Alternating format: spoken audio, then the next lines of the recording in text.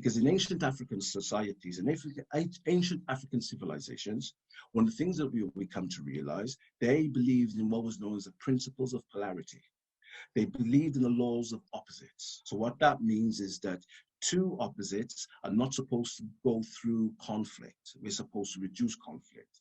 Male, female, not male versus the female, boy, girl, up, down, left, right, hot, cold.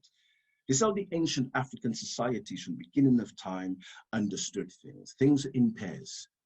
And within the field of sociology, you would see that when Black history is taught, it's usually taught through the principles of conflict theory, never the consensus theory. So it looks at when Africa was shattered, colonized, when the enslavement period comes in.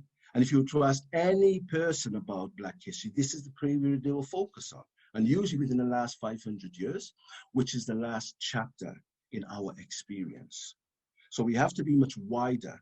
And what archaeological evidence is showing us through excavations, okay, and what DNA is telling us is that we as a group of people, or as a cluster group, are the oldest people to walk the planet, which means we're the first people to walk, talk, read, write, observe the planetary systems, okay? This is what we begin to understand really and truly about our ancient ancestors, because there's only one family, and that is the human family.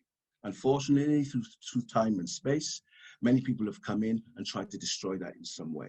So those principles of polarities were then put into conflict. The rich versus the poor, the strong versus the weak.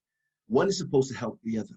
But unfortunately, through time and space, and as far as history is concerned, those things have developed into some of the most negative experiences that people actually go through in today's society. So when we're looking at asking questions, who is history about? I was on the radio, when was it last week, and I listened to the recording, and they said, well, should we get rid of Black history? Should there not be a Black History Month? And my simple answer was that basically, to us, Black history is a daily experience. Unfortunately, during colonization and the enslavement period, we were made to become a footnote in the experiences of the imperialists. And that's what that basically came about.